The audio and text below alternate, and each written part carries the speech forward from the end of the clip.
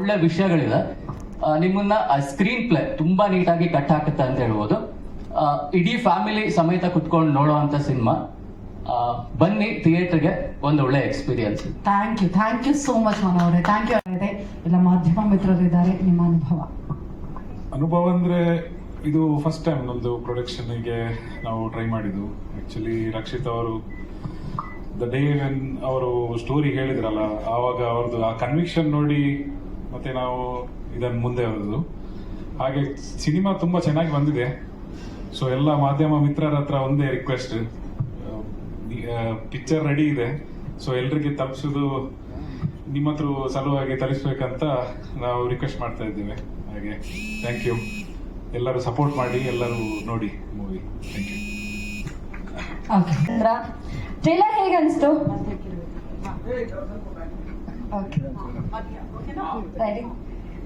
Trailer ಹೇಗೆ ಅನಿಸ್ತು?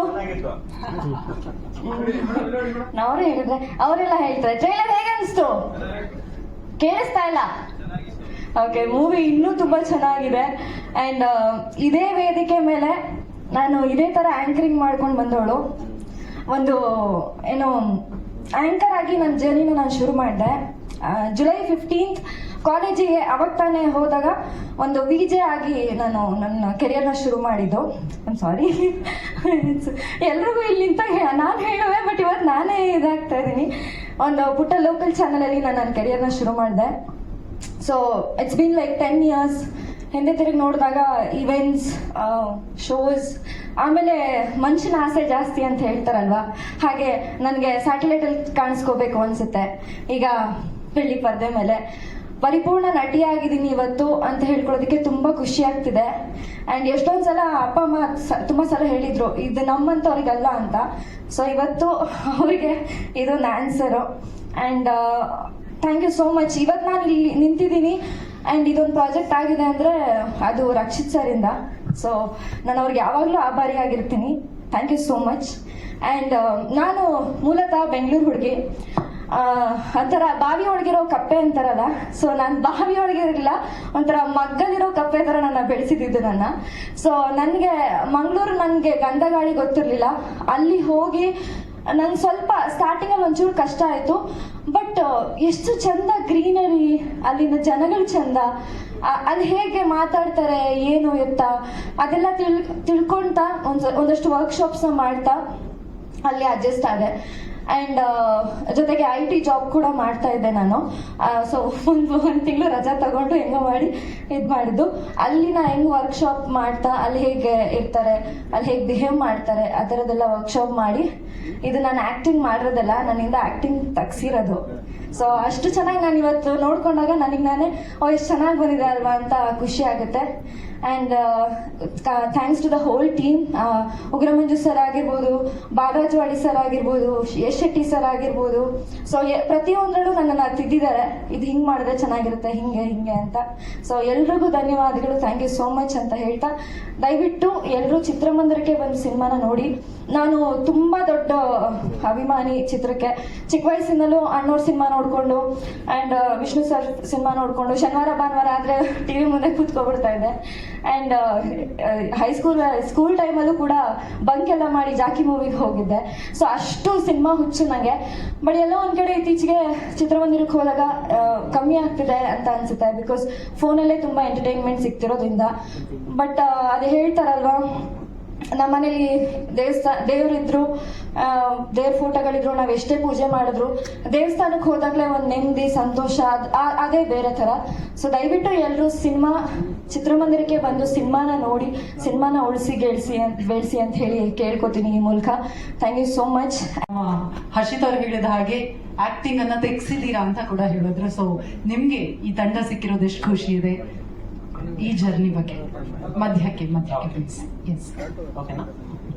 ಎಲ್ಲರಿಗೂ ನಮಸ್ಕಾರ. ಫಸ್ಟ್ ಆಫ್ ಆಲ್, ನಮ್ಮ ಕನ್ನಡ ಇಂಡಸ್ಟ್ರಿ ಶುರುವಾಗಿ ಇವತ್ತಿಗೆ 90 ವರ್ಷ ಕಳೀತು. ಈ 90 ವರ್ಷ ಕಾಲ ಇದನ್ನ ಕಟ್ಟಿ ಬೆಳೆಸಿ ಅದಕ್ಕೆ ಕಾರಣಕರ್ತರಾದ ಪ್ರತ್ಯಕ್ಷ ಹಾಗೂ ಪರೋಕ್ಷವಾಗಿ ದುಡಿದಂತ ಎಲ್ಲ ಹಿರಿಯರ ಪಾದಗಳಿಗೆ ನಮಿಸುತ್ತಾ ನನ್ನ ಭಾಷಣ ಶುರು ಮಾಡಕ್ಕೆ ಇಷ್ಟಪಡ್ತೀನಿ. ಸೊ ಜಾಸ್ತಿ ಥ್ಯಾಂಕ್ಸ್ ಹೇಳೋದೆಲ್ಲ ನಂಗೆ ಇಷ್ಟ ಇಲ್ಲ, ಬಟ್ ಒಂದು 3 ಜನಕ್ಕೆ ಥ್ಯಾಂಕ್ಸ್ ಹೇಳ್ಬಿಡ್ತೀನಿ. ಮೊದಲನೇದಾಗಿ ಸಿನಿಮಾ ಮಾಡೋದು ತುಂಬಾ ಈಸಿ, ಆದ್ರೆ ಅದನ್ನ ರಿಲೀಸ್ ಮಾಡೋದು ತುಂಬಾ ಕಷ್ಟ. ಸೊ ಈ ರಿಲೀಸ್ ಮಾಡುವಂತ ಹಂತದಲ್ಲಿ ಸಿಂಪಲ್ ಸುನಿ ಅವ್ರು ನಮಗೆ ರೆಡಿ ಆದ್ರು. ಅವ್ರ ಬ್ಯಾನರ್ ಕೊಟ್ಟು ನಂಗೆ ತುಂಬಾ ಇಷ್ಟ ಆಯ್ತು ಈ ಸಿನಿಮಾ, ನನ್ನ ಬ್ಯಾನರ್ ಅಲ್ಲಿ ರಿಲೀಸ್ ಮಾಡಿ ಅಂತ ಹೇಳಿದ್ರು. ಸೊ ನಮ್ಮ ಇಡೀ ತಂಡದ ಪರವಾಗಿ ಅವ್ರಿಗೆ ತುಂಬಾ ಥ್ಯಾಂಕ್ಸ್ ಹೇಳಕ್ ಇಷ್ಟಪಡ್ತೀನಿ. ಸೊ ಅವರು ಕಾರಣಾಂತರಗಳಿಂದ ಅವ್ರದ್ದೇನೋ ಶೂಟ್ ಅರ್ಜೆನ್ಸಿ ಇರೋದ್ರಿಂದ ಇವತ್ತು ಬರಕ್ಕಾಗಿಲ್ಲ, ಪಾಪ ಸಾರಿ ಅಂತೆಲ್ಲ ಮೆಸೇಜ್ ಹಾಕಿದ್ದಾರೆ. ಸೊ ಅವರಿಗೆ ನಾವು ಇಡೀ ತಂಡದ ಪರವಾಗಿ ನಿಮ್ ಮೂಲಕ ಥ್ಯಾಂಕ್ಸ್ ಹೇಳ್ತಾ ಇದ್ದೇವೆ. ಸೊ ಇನ್ನೊಂದು ಥ್ಯಾಂಕ್ಸ್ ಏನಂದ್ರೆ 10 ವರ್ಷ ಆಯ್ತು ಇಂಡಸ್ಟ್ರಿಗೆ ಬಂದು. ನಿಮಗೆ ಗೊತ್ತು ಇವತ್ತು ಆರ್ಥಿಕ ಸ್ಥಿತಿಗತಿ ಎಲ್ಲ ಇಂಡಸ್ಟ್ರಿಲಿ ಹೇಗಿದೆ ಅಂತ. ಸೊ ಒಬ್ಬ ಹೊಸ ಹುಡುಗನ್ಗೆ ಒಂದು ದುಡ್ಡು ತಂದು ಇನ್ವೆಸ್ಟ್ ಮಾಡೋದು ತುಂಬಾ ಕಷ್ಟ. ಸೊ ಹಾಗೆ ನಾವು ಪ್ರೊಡ್ಯೂಸರ್ ಬೇಕು ಅಂತ ಅಲಿತಿದ್ದಾಗ ಕೋವಿಡ್ ಬಂತು, ಆಮೇಲೆ ಇನ್ನಷ್ಟು ಪರಿಸ್ಥಿತಿ ಹಾಳಾಯ್ತು. ಅಂತ ಟೈಮಲ್ಲಿ ಒಂದಷ್ಟು ಜನ ಫ್ರೆಂಡ್ಸ್ ನನ್ನ ಜೊತೆ ನಿಂತು ನೀನೇನಾದ್ರೂ ಮಾಡು, ನಿನ್ನ ಹತ್ರ ಟ್ಯಾಲೆಂಟ್ ಇದೆ, ನಾವು ನಿಂಗೆ ಬ್ಯಾಕ್ ಮಾಡ್ತೀವಿ ಅಂತ ನನ್ನ ಜೊತೆ ನಿಂತು ಈ ಕೆಲ್ಸಕ್ಕೆ ಸಾಥ್ ಕೊಟ್ರು. ಅದ್ರಲ್ಲಿ ಎಲ್ಲ ಇರೋ 4 ಜನ ನಮ್ ಟೀಮ್ ಅವರೇ, ಬಟ್ ಒಬ್ರು ಹೊರಗಿನವರು ಇದ್ದಾರೆ. ಅವ್ರಿಗೆ ಈ ಇಂಡಸ್ಟ್ರಿ ಇಡೀ ಹೊಸ್ತು. ಅದು ನಮ್ ಪ್ರಜಿತ್ ಅಣ್ಣ, ಅವ್ರಿಗೆ ತುಂಬಾ ಥ್ಯಾಂಕ್ಸ್ ಹೇಳಕ್ಕೆ ಇಷ್ಟಪಡ್ತೀನಿ. ಸೊ ಇನ್ನೊಂದು ಕಡೆ ಥ್ಯಾಂಕ್ಸ್ ನನ್ ಜೊತೆ ಈ ಸಿನಿಮಾಕ್ಕೆ, ಅಂದ್ರೆ ಅವ್ರಿಗೆ ಏನು ಸಂಬಂಧ ಇಲ್ಲ ಅಂದ್ರೂ ದುಡ್ದಂತ ಒಂದಷ್ಟು ಫ್ರೆಂಡ್ಸ್ ಇದ್ದಾರೆ. ಮೇಜರ್ ಆಗಿ ನಾವು ಶೂಟ್ ಮಾಡಿದೀವಲ್ಲ, ನೀವು ನೋಡ್ತಾ ಇದೀವಲ್ಲ, ಆ ಊರಲ್ಲಿ ಇರುವಂತ ಒಂದಷ್ಟು ಫ್ರೆಂಡ್ಸ್. ಸೊ ಅವರಿಗೆ ನಿಮ್ ಮೂಲಕ ಥ್ಯಾಂಕ್ಸ್ ಹೇಳಕ್ಕೆ ಇಷ್ಟಪಡ್ತೀನಿ. ಸೊ ಇನ್ನು ಈ ಕತೆ ಬಗ್ಗೆ ಹೇಳ್ಬೇಕಾದ್ರೆ, ಇದು ಆಕ್ಚುಲಿ ಎಲ್ಲಾ ಊರಲ್ಲಿ ನಡೆಯೋ ಕತೆ. ನಾನಿಲ್ಲಿ ಒಂದು ಅರೆಮಲೆನಾಡಿನ ಒಂದು ಕಾಡಿಗೆ ಹತ್ರ ಇರುವಂತ ಊರಲ್ಲಿ ತೋರಿಸಿದೀನಿ, ಬಟ್ ಇದು ಕರ್ನಾಟಕ ಮಾತ್ರ ಅಲ್ಲ, ಇಡೀ ಇಂಡಿಯಾದಲ್ಲಿ ಎಲ್ಲಾ ಊರಲ್ಲೂ ನಡೆಯುವಂತ ಕತೆ. ನೀವು ಕೇಳಿರ್ತೀರ ಈ ತರ ಸಿಚುವೇಶನ್ಸ್. ಸೊ ಈ ತರ ಆದಾಗ ಆ ಊರವ್ರು ಹೇಗ್ ರಿಯಾಕ್ಟ್ ಮಾಡ್ತಾರೆ ಅನ್ನೋದ್ರ ಮೇಲೆನೆ ಕತೆನ ಒಂಚೂರು ಮಜವಾಗಿ ಕಟ್ಕೊಂಡಿದ್ವಿ. ಹೌದೌದು, ಅಲ್ಲಿಂದಾನೇ ಇಡೀ ಕತೆ ಸ್ಟಾರ್ಟ್ ಆಗುತ್ತೆ. ಆಮೇಲೆ ಈ ಪ್ರೊಸೆಸ್ ಅಲ್ಲಿ ನಮ್ಗೆ ಎಲ್ಲ ಆರ್ಟಿಸ್ಟ್ ತುಂಬಾ ಹೆಲ್ಪ್ ಮಾಡಿದ್ದಾರೆ, ಆಮೇಲೆ ಟೆಕ್ನಿಷಿಯನ್ಸ್. ಸೊ ಆರ್ಟಿಸ್ಟ್ ಬಗ್ಗೆ ಹೇಳ್ಬೇಕಾದ್ರೆ ಆಕ್ಚುಲಿ ಮಂಜಣ್ಣಂಗೆ ನಾನು ಅವಾಗ್ಲೇ ಹೇಳ್ದೆ, ಆಕ್ಚುಲಿ ಮಂಜಣ್ಣ ಇದ್ರಲ್ಲಿ ಥ್ರೂ ಔಟ್ ಫಿಲಮ್ ಇದ್ದಾರೆ, ಬಟ್ ನಾವು ಆಕ್ಚುಲಿ ಒಂಚೂರು ಸೀಕ್ರೆಟ್ಸ್ ಬಿಟ್ಕೊಡಕ್ಕಾಗಲ್ಲ ಅಂತ ಅವ್ರ ಶಾರ್ಟ್ಸ್ ಆಕ್ಚುಲಿ ತುಂಬಾ ಕಮ್ಮಿ ಹಾಕಿದೀವಿ. ನಾನು ಅವಾಗ್ಲೇ ಹೇಳ್ದೆ ಮಂಜಣ್ಣಂಗೆ, ಅವ್ರದ್ದು ಸೀಕ್ರೆಟ್ಸ್ ಒಂಚೂರು ಬಿಟ್ಕೊಟ್ರೆ ಚೆನ್ನಾಗಿರಲ್ಲ ಅಂತ. ಅವ್ರು ಆಕ್ಚುಲಿ ಥ್ರೂ ಔಟ್ ಸಿನಿಮಾ ಇದ್ದಾರೆ. ಅವರು ನಮ್ ಜೊತೆ ಬಂದು ಅಲ್ಲಿ ಬಂದು ಆಕ್ಚುಲಿ ಅವ್ರಿಗೆ ಇಲ್ಲೆಲ್ಲ ಹೆಂಗ್ ಫೆಸಿಲಿಟಿ ಕೊಡ್ತಾರೆ ಅದ್ರದ್ದೊಂದು 10% ಕೂಡ ಫೆಸಿಲಿಟಿ ಇರಲಿಲ್ಲ, ಆದ್ರೂ ನಮ್ ಜೊತೆ ತುಂಬಾ ಕೋಆಪರೇಟಿವ್ ಆಗಿ ಆಕ್ಟ್ ಮಾಡಿದ್ದಾರೆ. ಅವ್ರಿಗೂ ಥ್ಯಾಂಕ್ಸ್. ಆಮೇಲೆ ಎಲ್ಲ ಆಮೇಲೆ ಕಡೆದಾಗಿ ಒಂದು ವಿಷಯ ಹೇಳಬೇಕು. ಆಕ್ಚುಲಿ ಟ್ರೈಲರ್ ನ ಯೂಶುವಲಿ ಡೈರೆಕ್ಟರ್ಸ್ ಕಟ್ ಅಂತಾರೆ, ಅಂದ್ರೆ ಡೈರೆಕ್ಟರ್ಗೆ ಒಂದು ಐಡಿಯಾ ಇರುತ್ತೆ ಹೇಗ್ ಟ್ರೈಲರ್ ಮಾಡ್ಬೇಕು, ಯಾವ ತರ ಕಟ್ ಕೊಡ್ಬೇಕು ಅಂತ. ಆಕ್ಚುಲಿ ಈ ಟ್ರೈಲರ್ ಇದೆಯಲ್ಲ, ಅದು ಡೈರೆಕ್ಟ್ ಕಟ್ ಅಲ್ಲ. ಸೊ ನಾನೊಂದು ಐಡಿಯಾ ಮಾಡ್ಕೊಂಡಿದ್ದೆ, ಈ ತರ ಟ್ರೈಲರ್ ಇರ್ಬೇಕು, ಈ ತರ ಟ್ರೈಲರ್ ಇರ್ಬೇಕು ಅಂತ ಒಂದು ಸ್ಕ್ರಿಪ್ಟ್ ಬರ್ಕೊಂಡಿದ್ದೆ. ಆ ಸ್ಕ್ರಿಪ್ಟ್ ನ ಕಸದ ಬುಟ್ಟಿಗೆ ಹಾಕಿ ಒಂದು ನಾನೇನ್ ಅನ್ಕೊಂಡಿದ್ದೆ ಅದಕ್ಕಿಂತ ಒಂದು 100 times ಬೆಟರ್ ಎಫೆಕ್ಟಿವ್ ಟ್ರೈಲರ್ ನ ನಮ್ಮ ಮನು ಅವ್ರು ಕಟ್ಕೊಟ್ಟಿದ್ದಾರೆ. ಸೊ ಅವರಿಗೆ ತುಂಬಾ ಥ್ಯಾಂಕ್ಸ್ ಹೇಳಕ್ ಇಷ್ಟಪಡ್ತೀನಿ. ಸೊ ಹೇಳಿ ಇಲ್ಲ ಜಂಗಲ್ ವಿಷಯನ ಸರ್ ಏನಂದ್ರೆ ಇಡೀ ಕತೆ ನಡೆಯೋದೇ ಜಂಗಲ್ ಅಲ್ಲಿ. ಸೊ ಈಗ ಏನಾಗುತ್ತೆ ಅಂದ್ರೆ ಅರೆಮಲ್ನಾಡು ಅಂತ ಬರುತ್ತೆ ಸರ್. ಅರೆಮಲ್ನಾಡು ಅಂದ್ರೆ ಕರಾವಳಿ ಆಮೇಲೆ ಮಲ್ನಾಡು ಇದು ಸಂಧಿಸೋ ಜಾಗ. ಈ ಜಾಗದಲ್ಲಿ ಏನಂದ್ರೆ ಕಾಡು ಇವ್ರದ್ದು ಒಂದು ಲೈಫ್ ಇದು ಅವಿಭಾಜ್ಯ ಅಂಗ ಸರ್. ಅಂದ್ರೆ ಅವ್ರು ಎಲ್ಲದಕ್ಕೂ ಕಾಡ್ ಮೇಲೆ ಡಿಪೆಂಡ್ ಆಗಿದ್ದಾರೆ. ಅವ್ರದ್ದು ನಂಬಿಕೆಗಳು ಅಥವಾ ಅವ್ರದ್ದು ಲೈಫ್ ಸ್ಟೈಲು ಅಥವಾ ಎಲ್ಲಾನು ಅವರಿಂದ ಕಾಡನ್ನ ನಾವು ಸಪರೇಟ್ ಮಾಡಕ್ಕಾಗಲ್ಲ ಅಂತ ಊರಲ್ಲಿ ನಡೆಯೋ ಕತೆ ಇದು. ಸೊ ಅಂತ ಆ ಊರಿಂದ ಕಾಡನ್ನ ಅಥವಾ ಕಾಡಿಂದ ಊರನ್ನ ಬೇರೆ ಮಾಡಕ್ಕಾಗಲ್ಲ ಅಂತ ಊರಲ್ಲಿ ನಡೆಯೋ ಕತೆ ಆಗಿರೋದ್ರಿಂದ ಜಂಗಲ್ ಮಂಗಲ್ ಅಂತ ಇಟ್ಟಿದ್ದೀನಿ. ಅಲ್ಲ, ಮಂಗಲ್ ಅಂದ್ರೆ ಅದಕ್ಕೊಂದು ಸ್ಪೆಸಿಫಿಕ್ ಅರ್ಥ ಇರ್ಬೇಕಲ್ಲ. ಮಂಗಲ್ ಅಂದ್ರೆ ಏನೇನು ಸರ್? ಜಂಗಲ್ ಮಂಗಲ್ ಅಂದ್ರೆ ಆಕ್ಚುಲಿ ಇದೊಂದು ಜಂಗಲ್ ಮತ್ತೆ ಮಂಗಲ್ಗೆ ಬೇರೆ ಬೇರೆ ಅರ್ಥ ಇಲ್ಲ. ಜಂಗಲ್ ಮಂಗಲ್ ಅನ್ನೋದು ನುಡಿಗಟ್ಟು, ಒಂದು ಸ್ಪೆಸಿಫಿಕ್. ಹಿಂದಿನಲ್ಲಿ ಜಂಗಲ್ ಮೇ ಮಂಗಲ್ ಈ ತರದ್ದೇನೋ ಹೇಳ್ತಾರೆ. ಇಲ್ಲಿ ಅದಕ್ಕೆ ಅರ್ಥ ಏನ್ ಬರುತ್ತೆ ಅಂತ ಇಲ್ಲಿ ಅಂದ್ರೆ ಹಿಂದಿನಲ್ಲಿ ಏನು ವರ್ಡ್ ಇದೆಯಲ್ಲ ಸರ್, ಅದನ್ನು ನಮ್ ಕಡೆ ಉತ್ತರ ಕರ್ನಾಟಕದ ಕಡೆ ಒಂದಷ್ಟು ಜನ ಯೂಸ್ ಮಾಡ್ತಾರೆ. ಅಂದ್ರೆ ಈಗ ಒಂದು ಭಾಷೆ ಅಂದ್ಮೇಲೆ ಒಂಚೂರು ಕೊಡ್ಕೊಳ್ಳಿಕ್ಕೆ ಇರುತ್ತೆ. ನಾವು ಉತ್ತರ ಕರ್ನಾಟಕ ಕಡೆ ಏನ್ ಮಾಡ್ತಾರೆ ಅಂದ್ರೆ ಸೇಮ್ ಸಿಚುವೇಶನ್ ಅಲ್ಲಿ ಹುಡುಗಿ ಸಿಕ್ಕಾಕೊಂಡ್ರೆ ಅದನ್ನ ಜಂಗಲ್ ಮಂಗಲ್ ಅಂತ ಬಳಸ್ತಾರೆ. ಸೊ ನಾನು ಇದನ್ನ ಆಕ್ಚುಲಿ ಇನ್ನೊಂದು ವಿಷಯ ಹೇಳ್ಬೇಕು. ನಾನು ಆಕ್ಚುಲಿ ಈ ಸಿನಿಮಾಗೆ ಅಂದ್ರೆ ನನ್ನ ಫಸ್ಟ್ ಸ್ಕ್ರಿಪ್ಟ್ ಬರೀದ ನಾನು ಹೆಜ್ಜೆ ಮೂಡದ ಹಾದಿ ಅಂತ ಹೆಸರಿಟ್ಟಿದ್ದೆ. ಆಕ್ಚುಲಿ ಹೆಜ್ಜೆ ಮಾಡದ ಹಾದಿ ಅಂತ ಹೆಸರಿಟ್ಟಿದ್ದೆ. ಆಮೇಲೆ ಸಿನಿಮಾ ರೆಡಿ ಆಗ್ತಿದ್ದಂಗೆ ನಾವು ಒಂಚೂರು ಕಮರ್ಷಿಯಲ್ ಅದು ಇದು ಬಿಸ್ನೆಸ್ ಅಂತ ಓಡಾಡುವಾಗ ಒಂದ್ ಮಾತು ಬಂತು, ಏನಂದ್ರೆ ಈ ತರ ಕಾವ್ಯಾತ್ಮಕ ಟೈಟಲ್ ಇಟ್ರೆ ಒಂಚೂರು ಕ್ಯಾಚಿ ಆಗಿರಲ್ಲ ಅಂತ. ಅದ್ ನಂಗೆ ತುಂಬಾ ಭಯ ತರಿಸ್ತು. ಯಾಕಂದ್ರೆ ಈಗ ಮೊದ್ಲೇ ನಾವು ಹೊಸಬ್ರ ಚಿತ್ರ ಅಂದ್ರೆ ಆರ್ಥಿಕವಾಗಿ ತುಂಬಾ ಸಂಕಷ್ಟದಲ್ಲಿದ್ದೀವಿ. ಸೊ ಅದು ಯಾವತ್ತಿಗೂ ಒಬ್ಬ ಹೊಸ ಡೈರೆಕ್ಟರ್ಗೆ ಒಂದು ಭಯ ತರಿಸುತ್ತೆ ಅದು. ಸೊ ಹೀಗಿರುವಾಗ ನಾನು ಯೋಗರಾಜ್ ಭಟ್ರು ಒಂದ್ಸಲ ಸಿಕ್ಕಿದ್ರು. ಯೋಗರಾಜ್ ಭಟ್ರು ಸಿಕ್ಕಿದ್ರು. ಅವ್ರಿಗೆ ಒಂದ್ಸಲ ಟ್ರೈಲರ್ ತೋರಿಸ್ದೆ, ಇದೇ ಟ್ರೈಲರ್ ಕೊಟ್ಟು ತೋರಿಸ್ದೆ. ಅವ್ರು ಹೀಗೆ ನೋಡ್ಬಿಟ್ಟು ಇದಕ್ಕೆ ಜಂಗಲ್ ಮಂಗಲ್ ಅಂತ ಇಡೋ ಅಂದ್ರು. ಆಮೇಲೆ ನನಗೆ ಆಕ್ಚುಲಿ ಆ ಪದ ಫಸ್ಟ್ ಗೊತ್ತ ಇಲ್ಲ. ಹೌದು ಸರ್, ನಿಜವಾಗ್ಲೂ ಈ ಟೈಟಲ್ ಕ್ರೆಡಿಟ್ ಯೋಗರಾಜ್ ಭಟ್ ಸರ್ಗೆ ಹೋಗ್ಬೇಕು. ಆಕ್ಚುಲಿ ಅವ್ರು ಇದೇ ಟ್ರೈಲರ್ ನೋಡಿದ್ರು. ಅವ್ರು ಈ ಟ್ರೈಲರ್ ನೋಡಿ ಹೇಳಿದ್ರು. ಇದು ಹೇಳಿ ಆದ್ಮೇಲೆ ನಾನು ಇದನ್ನ ನಂದು ನಾರ್ತ್ ಕರ್ನಾಟಕ ಫ್ರೆಂಡ್ಸ್ ಹತ್ರ ಡಿಸ್ಕಸ್ ಮಾಡಿದೆ. ಅವಾಗ ನಂಗೆ ಗೊತ್ತಾಯ್ತು ಅವ್ರು ಏನಕ್ಕೆ ಹಾಗೆ ಹೇಳಿದ್ರು ಅಂತ. ಅದಾದ್ಮೇಲೆ ಗೊತ್ತಾಯ್ತು. ಯಾರು ಸರ್? ಸಿನಿಮಾ ನೋಡಿಲ್ಲ ಸರ್, ಟ್ರೈಲರ್ ಮಾತ್ರ ನೋಡಿದ್ರು. ಅಲ್ಲ, ಈ ಒನ್ ಲೈನ್ ಈಗ ಇದ್ರ ಮೇಲೆ ಕತೆ ಮಾಡ್ಬೇಕು ಅಂತ ಯಾಕೆ ಅನ್ನಿಸ್ತದೆ? ಅಂದ್ರೆ ಈಗ ಮಂಗಳೂರು ಸೈಡ್, ಕರಾವಳಿ ಸೈಡ್ ಈ ತರದೆಲ್ಲ ಮಾರಲ್ ಪೊಲೀಸಿಂಗ್ ಈ ತರದೆಲ್ಲ ಇರುತ್ತೆ. ಅದು ಏನಾದ್ರು ಸ್ಟ್ರೈಕ್ ಆಗಿ? ಇಲ್ಲ ಸರ್, ದಯವಿಟ್ಟು ಇಲ್ಲ. ನಾನು ಆಕ್ಚುಲಿ ಕನ್ನಡ ಸಾರಸ್ವತ ಲೋಕದ ದೊಡ್ಡ ಅಭಿಮಾನಿ. ನನಗೆ ಪೂರ್ಣಚಂದ್ರ ತೇಜಸ್ವಿ ಅವರ ರೈಟಿಂಗ್ ತುಂಬಾ ಇಷ್ಟ. ನಾನು ಅವರಿಂದ ಕಲ್ತ್ಕೊಂಡಿದ್ದೇನಂದ್ರೆ ಅವ್ರದ್ದೊಂದು ಸ್ಟೈಲ್ ಇದೆಯಲ್ಲ ಸರ್, ಅಂದ್ರೆ ಅವ್ರ ಊರಲ್ಲಿ ನೋಡಿದ ಯಾವುದಕ್ಕೂ ಜಡ್ಜ್ಮೆಂಟಲ್ ಆಗಿರಲ್ಲ. ಅವರು ಎಲ್ಲಾನು ಅವ್ರು ನೋಡಿದಾಗೆ ಒಂದು ಮಜವಾಗಿ ಬರ್ಕೊಂಡು ಹೋಗ್ತಾರೆ. ಅಂದ್ರೆ ಯಾವ್ದು ತಪ್ಪು ಸರಿ ಅಂತ ಅವ್ರ ರೈಟಿಂಗ್ ಅಲ್ಲಿ ತುಂಬಾ ಕಮ್ಮಿ, ಅದನ್ನ ಮಜವಾಗಿ ತೋರಿಸ್ತಾರೆ. ಸೊ ನಾನು ಚಿಕ್ಕಂದಿಂದ ನಾನು ಅವ್ರನ್ನ ಏನು ಓದ್ಕೊಂಡು ಬಂದಿದ್ದೀನಲ್ಲ, ನಂದು ಅದೇ ಇನ್ಸ್ಪಿರೇಷನ್ ಇತ್ತು. ನಾನು ಲೈಫಲ್ಲಿ ಏನ್ ನೋಡಿದಿನ ಇದನ್ನ ಮಜವಾಗಿ ಹೇಳ್ಬೇಕು, ಯಾವತ್ತೂ ಜಜ್ಮೆಂಟಲ್ ಆಗಿರಬಾರ್ದು ಅಂತ. ಸೊ ಇದ್ರಲ್ಲಿ ನಾವು ಆ ಬಗ್ಗೆ ಯಾವುದೂ ಟಚ್ ಮಾಡಿಲ್ಲ. ಇದ್ರಲ್ಲಿ ಆ ಊರಿದ ಜನರದೊಂದು ಮುಕ್ತ ಕುತೂಹಲ ಇರುತ್ತಲ್ಲ ಸರ್. ಸೊ ಈ ಕುತೂಹಲಕ್ಕೂ ಮೋರಲ್ ಪೊಲೀಸಿಂಗ್ ಬಂದ್ಬಿಟ್ಟು ಅದು ಸಿಟಿ ವರ್ಡ್ ಸರ್. ಹಳ್ಳಿಯವರ ಹತ್ರ ಇರೋದು ಮುಗ್ಧ ಕುತೂಹಲ ಅಷ್ಟೇ. ಸೊ ಆ ಕುತೂಹಲದಲ್ಲೇ ಹೋಗುತ್ತೆ ಕತೆ. ಹೌದಾ? Thank you. ಎಲ್ಲರಿಗೂ ನಮಸ್ಕಾರ.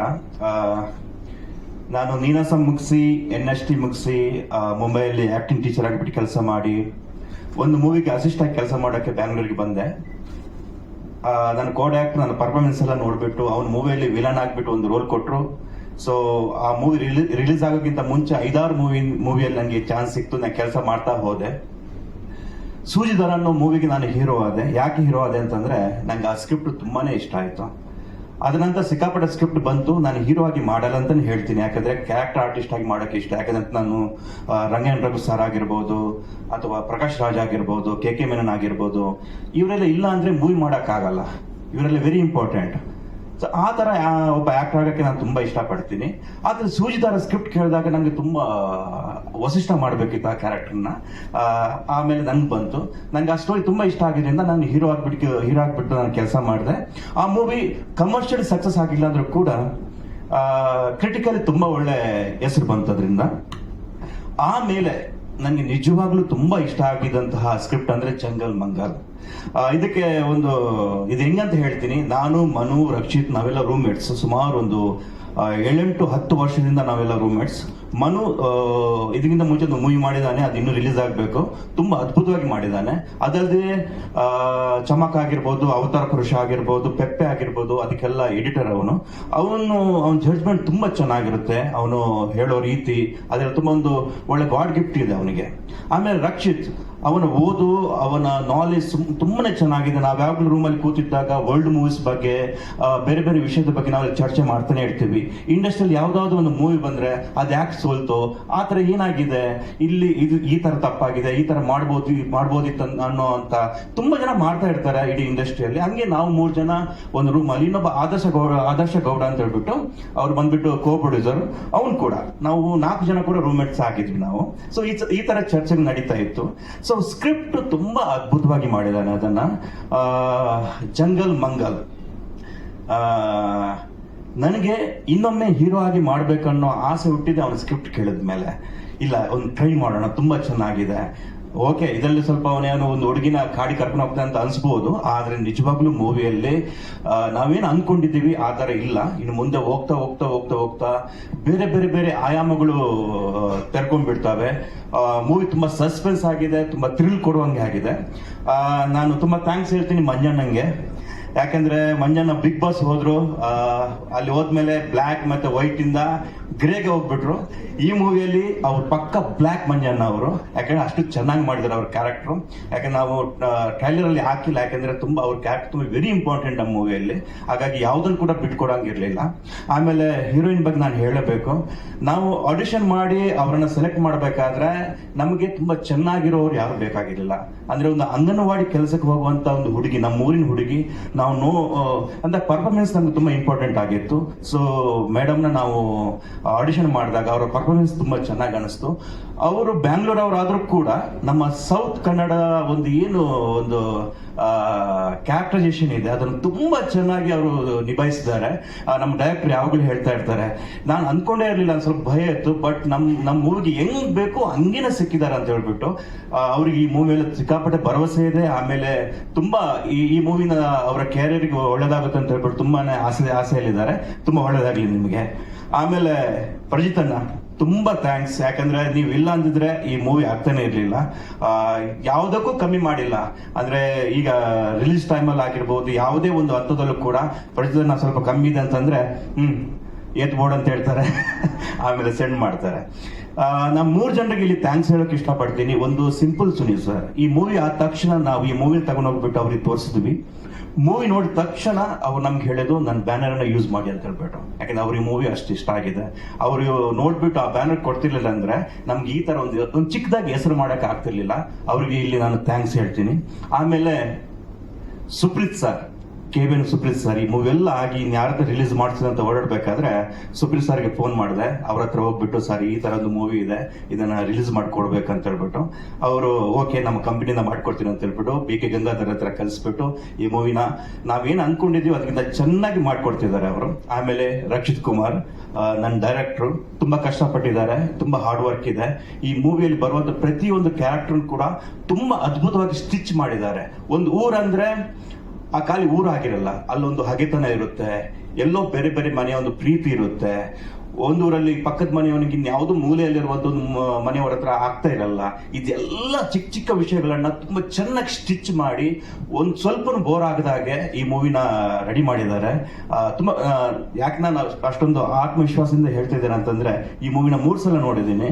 ನಂಗೆ ತುಂಬಾ ಖುಷಿ ಇದೆ ಈ ಮೂವಿ ಮಾಡಿದ್ದು ಕೂಡ. ಇತ್ತೀಚೆಗೆ ನಾವು ಹೇಳ್ತೀವಿ ಮಲಯಾಳಂ ಮೂವಿಯಲ್ಲಿ ತುಂಬಾ ಅದ್ಭುತವಾದ ಮೂವೀಸ್ ಬರ್ತಾ ಇದೆ ಅಂತ ಹೇಳ್ಬಿಟ್ಟು, ಲಾಸ್ಟ್ ಬಂದಿತ್ತು ಯಾವುದು ಪೊನ್ಮ್ಯಾನ್ ಅಂತ ಹೇಳ್ಬಿಟ್ಟು. ಈ ತರನೇ ಒಂದು ಅದ್ಭುತವಾದ ಕಂಟೆಂಟ್ ಇಟ್ಕೊಂಡು ಇದನ್ನ ಮಾಡಿದಂತ ಮೂವಿ ಇದು. ಎಲ್ಲೂ ಕೂಡ ಸ್ವಲ್ಪ ಬೋರ್ ಇಲ್ಲ, ತುಂಬಾ ಚೆನ್ನಾಗಿ ಬಂದಿದೆ.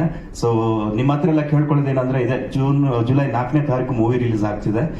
ನಮ್ಮೆಲ್ಲರ ಒಂದು 2 ವರ್ಷದ ಶ್ರಮ ಇದೆ. ಈ ಮೂವಿನ ಆದಷ್ಟು ನಮ್ಮ ಕರ್ನಾಟಕದ ಜನರಿಗೆ ತಲುಪಿಸೋಕೆ ನಾವು ಟ್ರೈ ಮಾಡೋಣ. ಅದು ಕೂಡ ನೀವು ಮನಸ್ಸು ಮಾಡಿದ್ರೆ ಈಸಿ ಆಗುತ್ತೆ.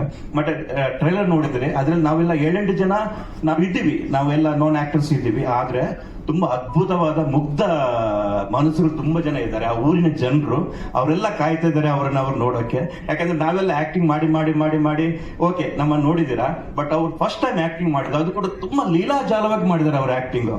ನಾವು ರಕ್ಷಿತ್ ಕಷ್ಟನೇ ಪಡ್ಬೇಕಾಗಿರ್ಲಿಲ್ಲ. ಇಲ್ಲಿ ಬನ್ನಿ ಈ ತರ ಮಾಡಿ ಅಂತ ಹೇಳಿದ್ರೆ ಎಲ್ಲ ರೆಡಿ. ಆ ಕಡೆ ಇನ್ನೊಬ್ಬ ನಾ ಮಾಡ್ಲಾ ಅಂತ ಹೇಳ್ಬಿಟ್ಟು ಆ ತರ ಇದ್ರು ಅವರು. ಸೊ ಮಟ್ಪಾಡಿಯ ಆ ಊರಿನ ಎಲ್ರಿಗೂ ನಾನು ಇಲ್ಲಿ ಥ್ಯಾಂಕ್ಸ್ ಹೇಳ್ತೀನಿ. ಹಾಗೆ thank you very much. Jangamangal team ಬಂದ್ಬಿಡಿ ಪ್ಲೀಸ್.